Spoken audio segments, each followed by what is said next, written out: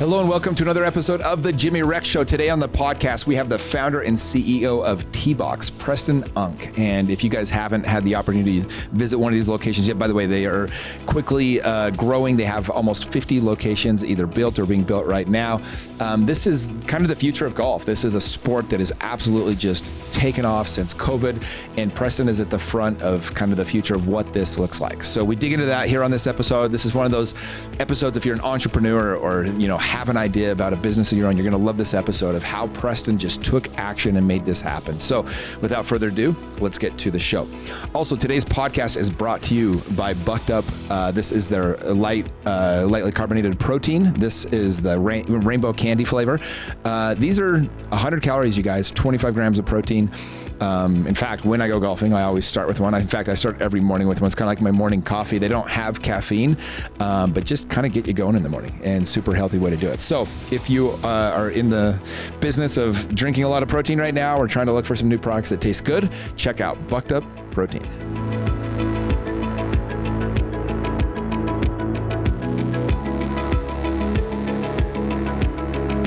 Preston, good to see you, man. Hey, good to see you too. Nice to meet you. Yeah, it's interesting. There about, maybe 10, 15 years ago, it felt like golf was dying. Like it was on its deathbed, right? I remember because I always loved golf, and then all of a sudden, dude, during COVID, everybody realized, we can go outside, spend a few hours with our friends, be in nature, go play. And now it's you go to get a tee time and you have to get it like 4 or 5 days out. It's like the sport is probably healthier than ever. So your timing's been really good. I am a product, if you will, of that COVID evolution of golf. I played it growing up. We were an athletic family, and just in a sport, like if it had a ball or something that you could throw and compete and try to beat your friends, like we were there, right? And so playing golf when we were younger, though, like my mom was a school teacher, and we didn't have the money that was like, hey, let's go golf and get golf equipment. It wasn't in our cards.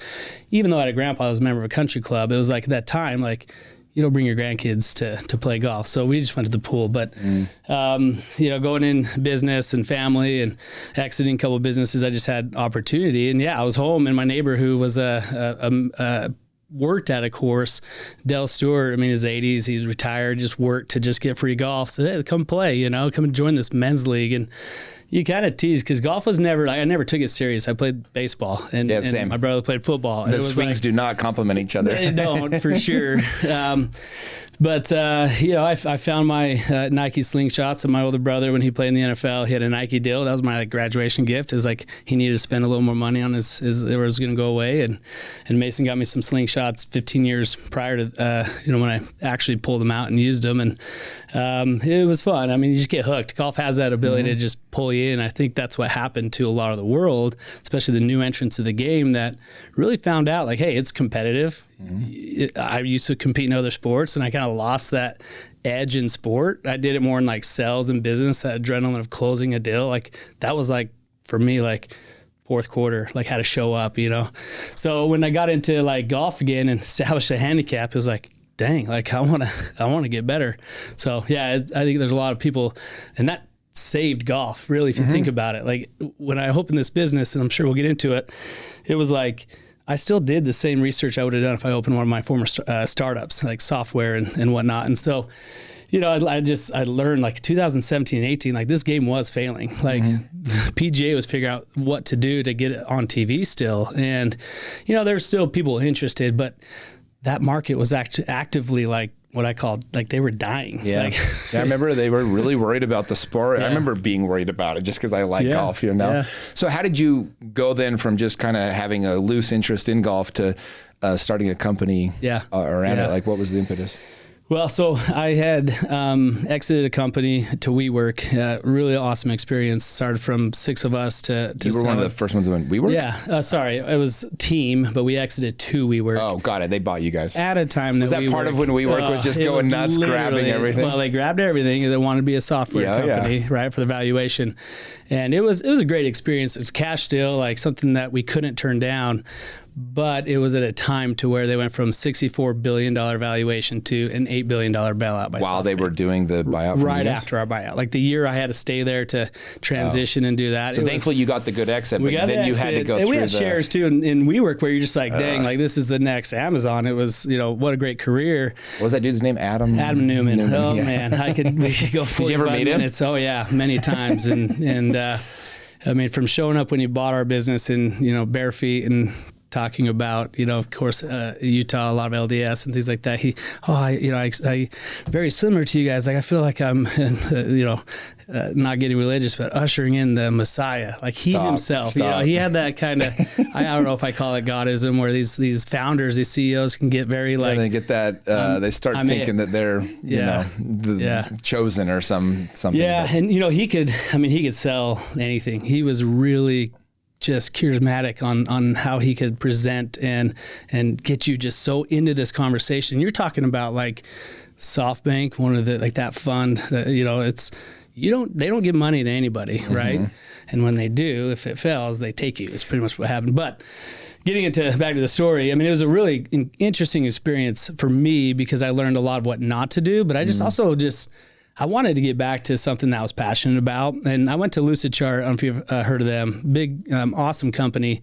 And it was nice because I was just in a seat. Like as a startup, and when you're going all over the place and doing things, especially leading a sales organization in a startup, it's like hey babe, I'm going to New York like right now. I got to go, right? So I was able to settle down a little bit, but at the same time, it was like really boring. Like I felt like especially being an entrepreneur, it's just, there's so much going on all the time and you're wearing a dozen hats, and I can only imagine going in. So like just like that, I was just sitting in the seat and I really enjoyed it. Don't get me wrong. Lucid at the time when COVID hit, I mean, the numbers that we hit and experienced were incredible. I mean, it was just a skyrocket. So you still felt like you're in like a 600 employee startup, but, So when I was introduced to golf by my neighbor and I went and played and then experienced that summer just in 2020, I was playing twice a week and just going to town. I got new clubs and I was invested. My wife was like, what are you doing? Like, you've never played golf. We've been married like 13 years. Start worrying about the health of the relationship. What the heck?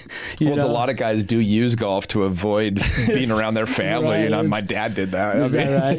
Yeah, for sure. It's 4 hours or more. Yeah, no, it's a full send. If you hang out after, but no, my wife is awesome. And for me too, it was kind of an out, like green grass and being outdoors. Like it was just such a good like time to be just outdoors and not really think, like silence the phone, put it in the bag and do your thing. And so it was a combination of that. And then winter hit in Utah and I was like, where do I go? Like I was hitting in a range. Scottsdale. Yes. Like, let's go to Scottsdale. My brother lived there at the time. I definitely hit that up. But I'm that guy who was so addicted to the game because of like just wanting to get better.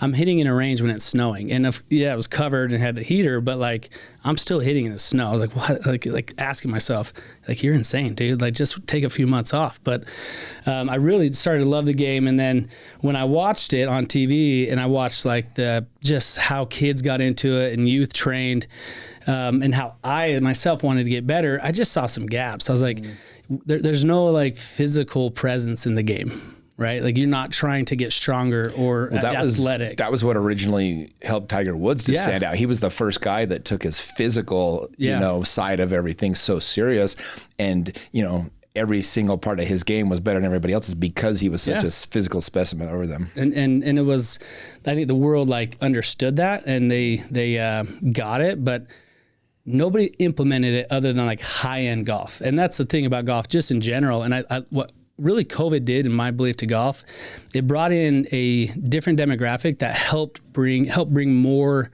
accessibility to the game, and it was more inclusive. Like they just had to learn how to be inclusive. And as sad as it was, that's why golf was failing. Like it was very expensive, and it was like these rules all the time. And like I hated going golfing with anybody random because they're yelling at you for your shadows in their ball, and you're like, dude, I'm just trying to have a good time out here. Okay, like I think Topgolf probably helped a little bit with that too, right? To like loosen that up a little 100%. I call it, and I don't offend anybody, but khakis and collars, just that like mode of like, just you have to tuck your shirt in, and there's times and places when maybe it's appropriate, but it just woke the game up. economically for sure. Yeah. And they had to figure out, well, how do we receive this new entrant? And because of the capital it brought, right? These courses were overwhelmed, like you said. And then the off-course golf got a lot more popular. Topgolf obviously was before COVID. Matter of fact, when I was at Lucid, they were one of my customers. And so I worked with them kind of in behind the scenes, actually with their Callaway deal. They were originally going to go public, and then Callaway came in and somewhat bailed them out because of COVID. And so just seeing behind the scenes, not even knowing, I wasn't even in like golf as I was or am now, but just having that experience was really actually like foretelling into getting in the golf business. But when it comes to my interest in the business side of it, I opened a facility just because I wanted a place to train. Like with a simulator? Yeah. So I had a buddy I used to work with, George Berrigan. He owns Pickler. You've probably seen Pickler around. He had just started it, and there was a space next to him, and his base in Uinta up north. And he's like, hey, you should open your facility next to ours. We got like 3,000 square feet available. Come check it out. And so you look at it, you're like, hey, this is cool. It's a flex space, like walls and cement. I just was like, hey, I want a gym because I like working out, simulators because I need to swing and see where my ball goes and not in snow, and a putting green. That's what I want to get better.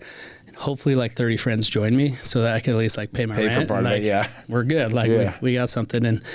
And as I was building it and just getting like attention from the community, like high school programs, like my friends that golfed, and it got a lot more attention. We had our open house. It was like, oh wow, like out the gates, we got 60 customers that weekend, and like people really showed up, right? And it was fun to build that in the next couple of weeks to maxing out. And you're looking at this subscription model like I used to from software and be like, this is cool. Like the community showed out, bringing a value that is actually being received. And it's like more of a lifestyle, not just, I'm going to sell this and hope you like it type of mentality. So it was, we opened in August of 2021. Really 6 months went into it and my eyes just really started to open, that I was like, I want to do this more. I want to just get other communities just involved. It wasn't what it is today. That was not my grand vision. It was just I could go to Kaysville, which is so far away. Sure. That other people were asking, man, that's a little far to drive to Uinta. When are we going to bring one there? So it was just this like, all right, well, that same buddy who opened a Pickler opened one over there, and we just started like, we only have 2 together, but that was the mentality. It's like, okay, great, I'll be next to you there too. And so, there was that mode of just like growing and just trying to get new customers elsewhere. And really we grew to high school athletes. That was kind of the early mentality, and it still is today. But the high school teams would be like, man, like they're training, Bonneville's training there. Like, well, I want ours, but it's too far away, So that was kind of where it led. And then, when I decided to go full time, it was like, all right, like I'm all in. And I had like my first sell was obviously my wife. She's like, you're gonna leave Lucid, and you're probably familiar with this. People you talk to and yourself, like you get what I call the golden handcuffs, right? Like, you're making just enough money, but you're not really happy. And at Lucid, I had like RSUs, and it was like, you kind of get it. Like you've been in software sales for 15 years, and you're in leadership at Lucid. Like that's what you work for, your whole career. But I think, I was listening to one of your episodes around that castle. That's a lot of like where I was at. I just experienced an exit, and it's great financially. It's awesome. You kind of feel in a career when you get to that mode where you build something with people and they're like, somebody else buys it. Like, wow, like there's a value there other than just filling customers' needs. You felt a big gap in the marketplace in another company's need. And so, yeah, there's satisfaction there, but I think in that software sales, what we see a lot in our valley here in Utah, so many people go, like it's that cycle, maybe go on a mission or do something, go to college, and then get sucked into door-to-door or sales. And it's not a bad thing too. Like you can make some good money, but like money always isn't it. Yeah. It's such a tricky thing because I always, very few things will set you up better for life than going and doing that door-to-door sales. But you also give up every summer for your 20s. Yeah. And I'm like, that is a high price to pay. Like, that's the only reason I never did it. I was like, I just did not want to give up my summers. That was literally my whole reason I didn't do it. I love summer. I've got a buddy, Davey Adams, and his crew, man, they awesome people, and they put in the work. Like they're part of Avid, and he leads a few teams now, and he's paid his price, and so he's able to be a little more free and really be a leader, and it's awesome. But it's true. Like I have a true respect for those type of sellers. Oh, I mean, 5 hours on the doors, like 12 in an office, dude. Yeah, I mean, I went on a mission, sold religion, and I didn't make anything. I wouldn't do that for money. You know? Well, I sold steak and chicken door to door for 3 years year round, so it was like the equivalent of doing about a dozen summers, you know. Oh, and I'm telling you, man, you earn your money on those doors. But yeah, I have the highest respect for them. I do think that it's any kid would be benefited from going to do a summer or two. Yeah. But also, you don't want to give up your dream of what you really want to do because the money's so good, right? Because you can make so much money so fast. Yeah. It can almost skew your view of what work is supposed to feel and look like. And there's also there's that double-edged sword there, because like with me in software sales, and I worked at Market Star up in Ogden when I was going to college, and that was before I got recruited to the startup, and it was actually perfect timing because I wasn't making much, and we just had our first child, married a couple of years, and I was making like 40, 50, 60,000. So it was like easy to be like, oh yeah, I'll join the startup and make like 35, 40,000 and get some stock. And being an Ogden boy, like, you don't know what stock is, like, you know what these shares are, and that's fine. Like, it was cool. Like, I grew up with school teacher knowledge, you know, like I just was a school teacher's son that didn't like education. So sales was it for me, you know? But there's, you know, when I was thinking, and I always wanted to be an entrepreneur, my dad was an entrepreneur. So I always like had these, like, it's not that I was just like setting goals to one day open my business.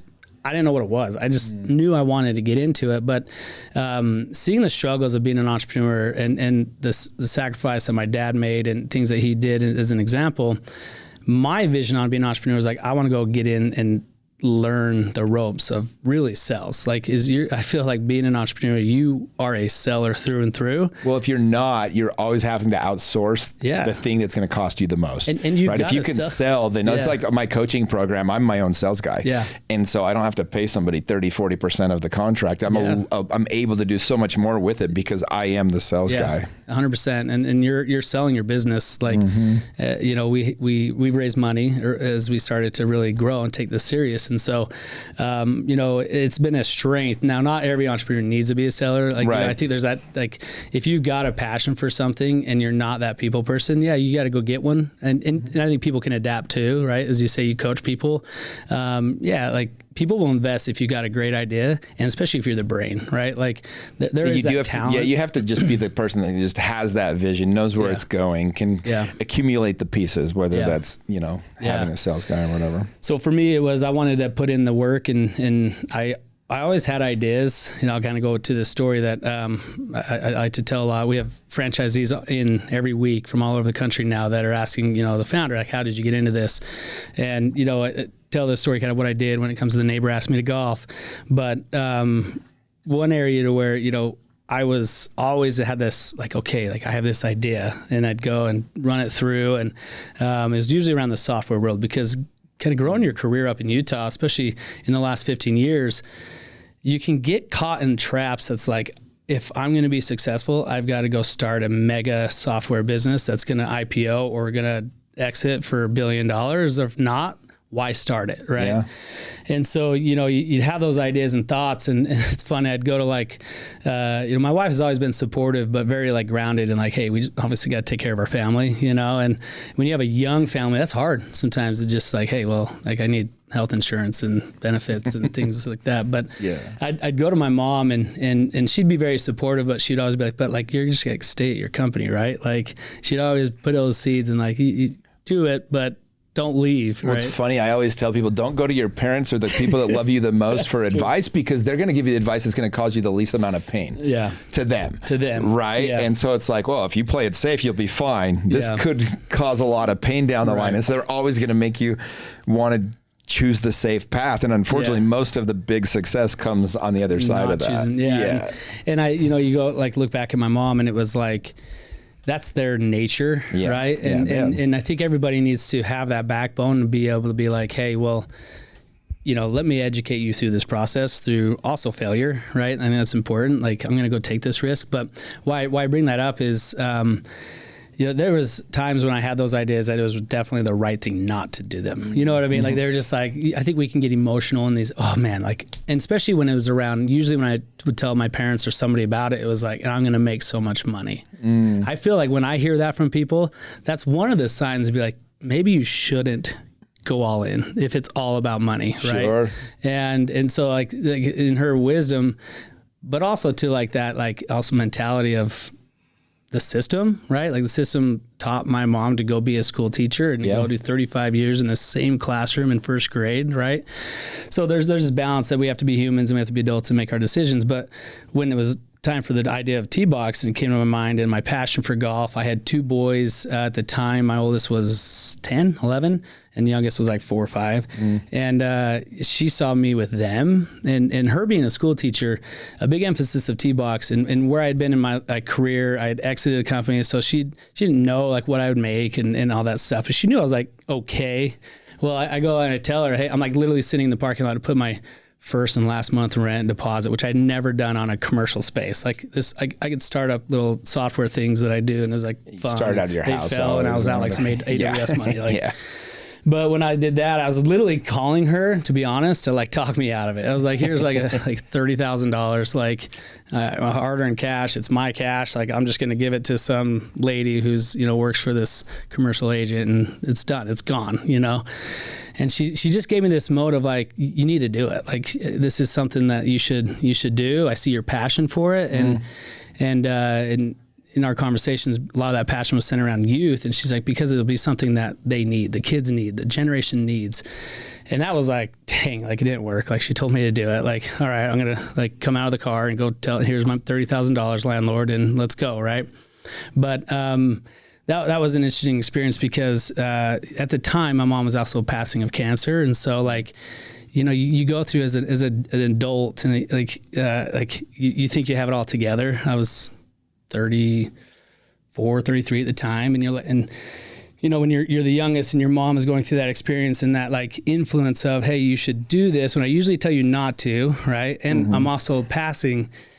Like, to me, it was like, not only was I in it because I'm a father, I have to supply for my wife and family, but like that influence that my mom had on my life was like, it just changed my world. I was like, holy cow, like my mom believed in me, and we didn't know she was going to pass a month later, but it was like, whoa, like I'm all in, and there's this mode of where the influence of Teebox has been successful is when we go all in, when we do everything like, you don't have a tomorrow. Well, that's everything though, right? It's like, one of my favorite sayings is like, anything worth doing is worth overdoing. Or if you can do something, do it right. Like, that's how I do everything. If I'm doing a vacation, I'm going to do it. If I'm throwing a party, we're going to have a party. If I'm starting a business, we're going to go all in. Like, and you kind of have to burn the bridges a little bit. You have to, I always say, if you chase multiple rabbits, they all get away. And so you have to really go all in on something. And what's cool about that, whether it's a relationship, whether it's a business, when you go all in like that, there is no regrets. It doesn't matter if it works. If it doesn't work, you're like, I learned so much from this. I went all in. I wouldn't do it different. And there's peace that comes with that. And so it's just I'm glad you mentioned that, because it's just such a good way to approach anything that you do. Yeah, 100%. And, when I went through that WeWork deal, even though I made money from the exit, it was pretty like damaging to like my, like, being opportunistic or optimist, like having this like, oh my gosh, like what we thought was going to be incredible just crashed. Right. And it was like, can I do it again? Or, like this mode of like, you wonder if it was, like, did I get lucky? Was the timing of the market? Was this real? Yeah. And so like, but what it did though to me is I learned, like, I saw a lot of people who lost a lot more than I did. And I lost what was on paper, right? Like there was people who lost their businesses who did all paper.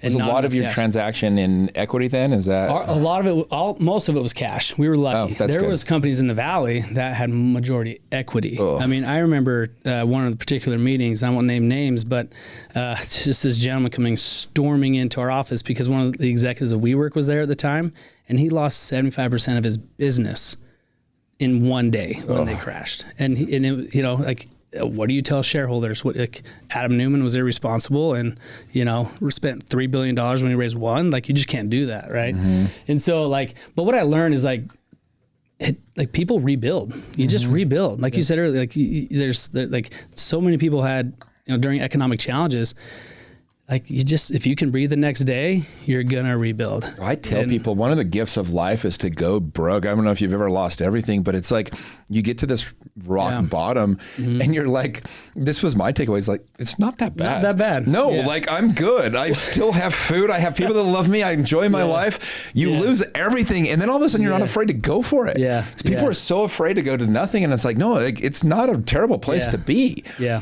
I think as an entrepreneur, whether you lose it or like you are successful, I tell people, especially young entrepreneurs, if they want to get into it, just be comfortable having nothing and being fed last. Yeah. Like, if you are content with that, and now there's modes where like you have to have like a patient spouse, like you have to have a family that is okay with like not going on vacation, or your vacations turn into like camping trips. Well, that's part of the reason like you got to do the work on yourself so that you're not getting fulfillment from external sources, right? Like if you can get all of your love and significance and, fulfillment from within, then you're probably happier camping with your family than you would be in Hawaii on the beach. Yeah. You know what I mean? It's like you're on Hawaii on the beach, you're worried about like how much that flight was. 100%. Are we getting our money's worth here? We're running out of time here. I just spent this much on whatever. Totally. And look, I've been rich and I've been poor. I'll choose rich every time. But like the point of this whole conversation is like, I think you have to be honest about it. And you can only say this, I think, if you've had a lot of money and had no money, right? But it's like, it does not make a giant difference in your ability to really love your life. And when you get that, you just are willing to go for it. And you just are so much more willing to risk everything and go for it. And I think so many people play it safe. And at the end of their life, I did a full study on this one time. And the number one regret of the dying is they didn't go for it. Yeah. Like they left these things on the table. And it was always because they were afraid of going to zero, going broke, going single, whatever it might've been. Yeah. Yeah. And I think too, growing up in a low income home, school, I mean, we had, I say this, we had what we needed, right? Like my mom supplied, my dad supplied. They were divorced when I was 2, so I had a very kind of separate, kind of life in the way of like what I did with my dad and my mom. What you do as a kid with divorced parents, but my mom was like my supplier for a lot of my life, but I learned from her example of having to like be a school teacher and do side things just to make sure that I could like play baseball and my brother could play football and my sister could cheer, whatever it was. Like it just like. We didn't have more than we needed. And like when I was young, I had to work to buy cleats. I had to like work to pay for gas and things like that. And so I really appreciate that. And even now, like with my kids, we're not well off by any means, but like we have things that we wanted and like we can get, have toys and fun things, but it's hard to raise kids. Well, it's hard to simulate that if you actually have money, right? They're not dumb. They know. I was talking to John Pastana about this the other day, and he literally said, the hardest thing about having money, I asked him the question, it was to my coaching group. I said, what's the hardest part about, or the worst part about having money? And he said, trying to help your kids have that burning desire. He said, they're not stupid. They know how much money I have. He's like, it's very difficult to create these scenarios where they're actually motivated to go do shit. And that to me is, it's hard because I see generational like up and downs and there's a lot of successful, wealthy people that have successful youth and children. But like as a father, I have 4 kids, and that's one of my biggest concerns is like make your own path, do your own thing. And my oldest is 15. Like he's at an influential age right now to where he's got to make decisions that will like help him actually get a head start in life. And the generation today, and as we kind of get past, we're navigating a little more of my personal life than Teebox, but like the thing about Teebox is, like we're trying to set principles and processes through training and programming in golf that hopefully translates to, I know how to set goals. I know how to have discipline and work hard on things and actually go execute and fulfill something. And yeah, we use golf as that like platform. But that's why I feel our youth program has just skyrocketed because. How do you guys do that with Teebox? Yeah. So we have coaches at every facility. We call them our Box Pro. And By the way, how many locations are you guys at now? Well, we're 14 in Utah. In Utah? Yeah, Utah. And then we have 45 that are in the works across the country in 16 states. And amazing. We got into franchising. TrackMan hit us up early 2023 and said, hey, you should launch this franchise program with us. We like what you do. And we had a relationship with them from some things that I had kind of been an enterprise sales rep. I know how to kind of bark up the ladder and talk to some people about, even being this small little thing to track. Isn't it funny? You just like, certain people just have different skills. I'm like, certain people just know how to land on their feet. Some people just know how to get in the room. Some people just know how to talk to the right person. Like it's just, they're just skills that you can't teach. I can't explain it on a spreadsheet. It's like, trust me, this is just what I do. And that's a strength I have. I love to communicate. I love to talk.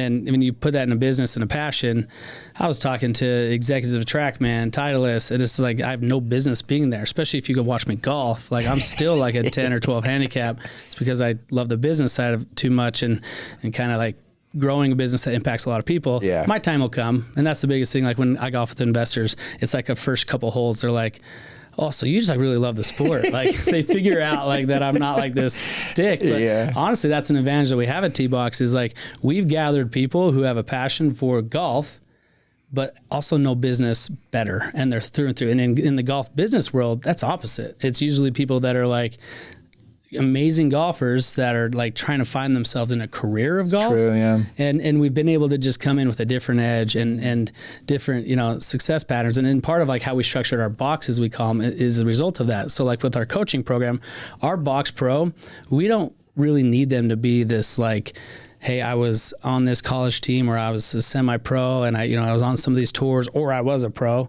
at a golf course. Like we actually, it's not our first criteria to go after the pros on golf courses.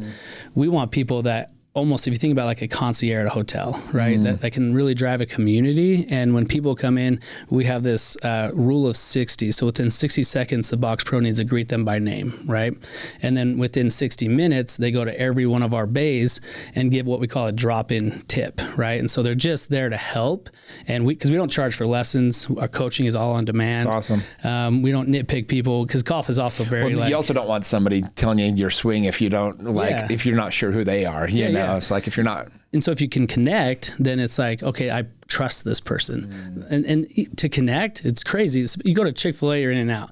They're the best at feeling like, that person kind of like not knows me, but they at least said hello and welcome. And I'm always amazed that they get people to act so friendly at Chick-fil-A that they're making so little money. You know what I mean? I'm like, how do they get them to be so friendly? They're so friendly. I know. Yeah, we can go down a road of the research of In-N-Out that I would do, like how much they pay their employees. Sure. And how they like, you can be a general manager and make $260,000. Yeah. No, fair enough. They just pay a little bit more than everyone else so that they want to. They'll never go outside in. And there's some theories there that we have with our Box Pros, but it's taking that energy because if you go into like a clubhouse of a golf course, it tends to be the exact opposite. You automatically feel inadequate. Oh yeah, they just make you look stupid and feel stupid. You're complaining about your shirt. Yeah, whatever. Yeah, it's like, oh crap. Like I don't know if I'm wearing that right nice product. You know? Like I used to, shop at Mervyn's growing up because my mom's a school teacher. But that mode, so we're flipping. Yeah, old Mervyn's, man.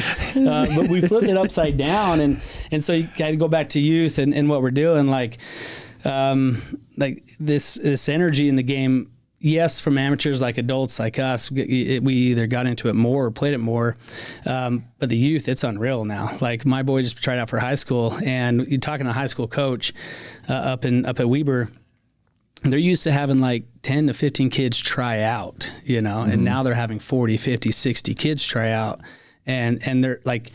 The scores to compete. My son shot a 77 the other day as a freshman, and he didn't qualify for the tournament, and it's like, that's awesome. Like you love to see that and teaching him like, dude, use that as like edge. Like you need to shoot a 76 next time, 75, but that's been fun to get these kids and really influence them in a athletic way too, right? Like we have full gyms in our facilities. And so, in our training, you have to work out and hit. Like you can't just go into the bays and hit. Like we just want you to have a focus on the physical side. And when they get it and it clicks, And especially when their parents are texting us, like, oh my gosh, my kid's hitting it 30 yards further than I ever had. It's so good because it just gets kids out. It gets them being physical. Active, it gets them active. Yes. And golf is one of those things that it's a little bit like real estate. I built my career in real estate. You never can perfect it. You can never master it. With golf, you can't. It's one of the beauties of it. It's designed to frustrate you. It's designed to teach you, and you can't master it no matter how good you get. I think you think about that in the business world and in sales, you said real estate, like the coolest thing about golf is you're minimizing risk. Like if you can minimize risk and know where you can miss,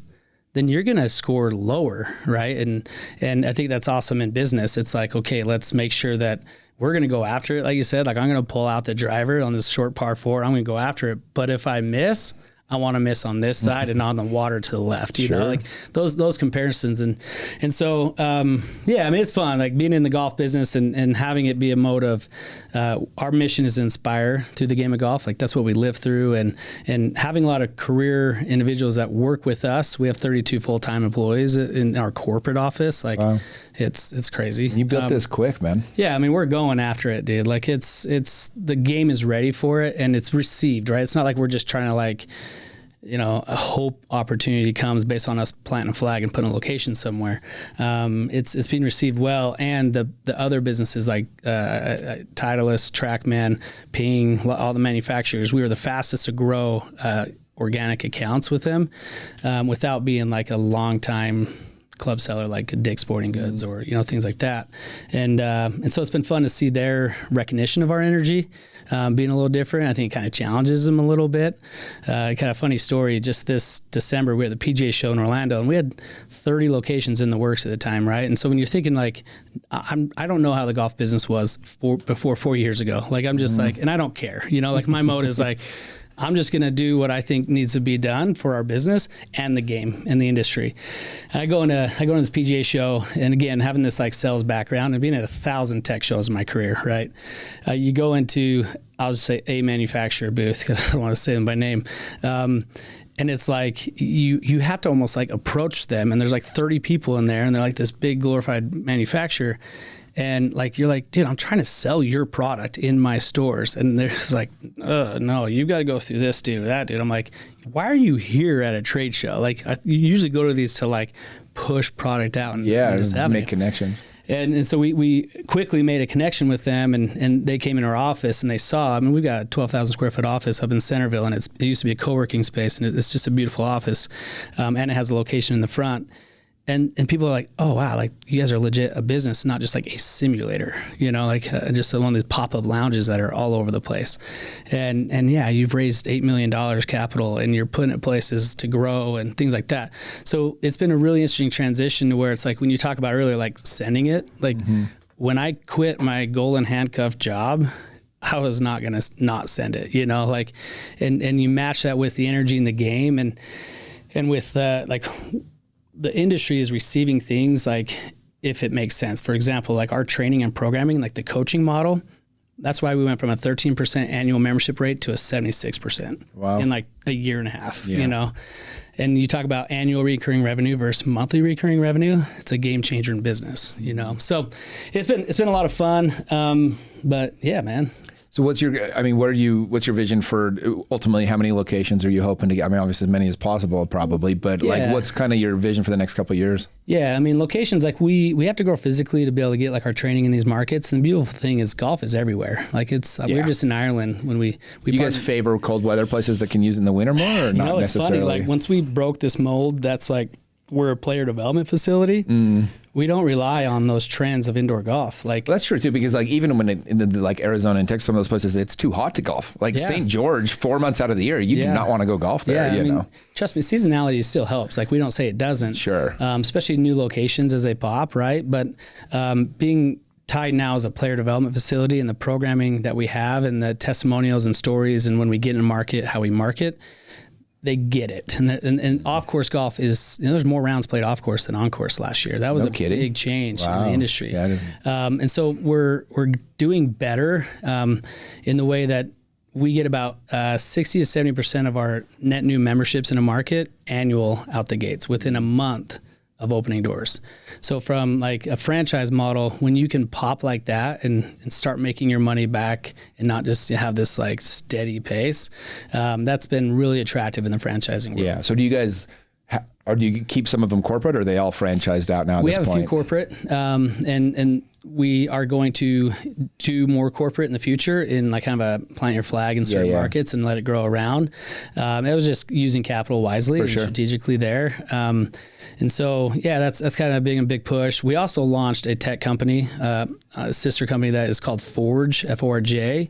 It's a player development club fitting AI tool. And so I was going to ask how AI plays into all this. It is unreal, right? But the you'll see in commercials and other companies that, you know, they have AI, and we're rooted deep in a partnership with TrackMan. And we are one of the only companies that get their data, full data, and that we're building personas and doing things with them. And it's really exciting because we're building actual real AI. Like we have our own engine, and our LLM is learning and growing. And I hired a CTO named Chef Hansen. He's been in Microsoft and all the big companies before AI was anything. It was just in machine learning and whatnot. And so we have a whole team. We got Chief Product Officer Ravish out of San Francisco with a team of developers. And so we built this AI tool to first disrupt club sales. If you've ever bought clubs or been fitted for clubs, it's like a monotonous experience. It is. I remember I had my guy trying to help me, and it was so annoying. And then it was like his nephew, but he was my golf pro, and it was like, he's like, "Do you want stiff or loose shafts?" I'm like, "I don't freaking know." You tell me, dude. That's I learned how to golf an hour ago. What do you want me to tell you? You know? 100%. And so like with us, kind of the roundabout there is we have so much data that our members come in 3 to 5 times a week and hit 100 plus balls a time. And so with that, and then in the market, because we get all of TrackMan data, we can tell you what you need without you actually asking. Yeah, that's what I would have loved. I would have loved that. Right. And so, and we only need a few swings, and that's what fitters are doing. But fitters are persuaded. They have a manufacturer giving them a higher return than others, and you need this, but like let's put you into that, And I just didn't like that mode, especially for golf, because clubs do make a difference. I mean, we just partnered with a couple of pro golfers, but Nick Faldo, I don't know why his name was coming to mind. Nick Faldo is, he's very passionate around like you need the right club, like especially once you start playing more and more, and as being a baseball player, like we swing hard, so you need a stiff shaft, but it's not just go stiff. It's like there's different variances of totally. Well, and even having the right length and everything, there's a lot that goes into it. And so Nick invested in Forge and Teebox because he sees where the game is going and how we can really flip the industry upside down from how you buy clubs. Cool. Make it a little more hardware as a service and certain things like that to make it, more inclusive. So super excited about that. And then, from the physical side, we're just growing across the country. We have opportunities to work with some TrackMan partners in Japan and as well as Canada. We'll just get That's the nice thing about golf. It's growing everywhere too. It's all over the world. Yeah. So. Well, for people that want to come visit one of your locations, they want to, try for themselves, what's the best place? Where do we send them? Yeah. Go to tbx.golf. So easy to remember, a .golf URL, but check that out, or Teebox_HQ on Insta and see the story. But I love it, man. Well, thank you for coming in. It's pretty cool, man. It's one thing I love about your story is like, I think a lot of times people think, they have an idea, but just that whole going all in and how quickly it can really take off. I mean, this is something that happened during COVID. It's not like this was 15 years in the making with you. And obviously your experience being in all these other industries with tech and other things helped you a lot, but ultimately you can make things happen. You can do things. Passion. I mean, I think you have to have passion, whether you have the experience or not. But passion can kind of curve experience a little bit, because sometimes you can hire. We talked about that earlier. Like if you have a product that makes sense and has a value, you still need to have passion, because if you don't have passion for it, people, they feel it. Well, people feel it. Your employees feel it. Your people, a good visionary. It's like, you want to be on that bus, Yeah. So, well, awesome. I appreciate you having me out, man. Yeah, it was amazing. I can't wait to come and try one and come on give in, it a dude. shot. I will. Bombs. Okay. Appreciate you. Awesome. Thanks, man. Thank you again for listening to the Jimmy Rex Show. And if you liked what you heard, please like and subscribe. It really helps me to get better guests, to be able to get the type of people on this podcast that's going to make it the most interesting Also, want to tell everybody about my podcast studio, The Rookery Studios, now available in Salt Lake City and Orem, Utah. If you live in Utah and want to produce your own podcast, we take all of the guesswork out of it for you. We make it so simple. All you do is you come in, you sit down, you talk, and leave. We record it, edit it, even post it for you. If interested in doing your own podcast, visit our Instagram and send us a DM, Rookery Studios, or go to our website, therookerystudios.com.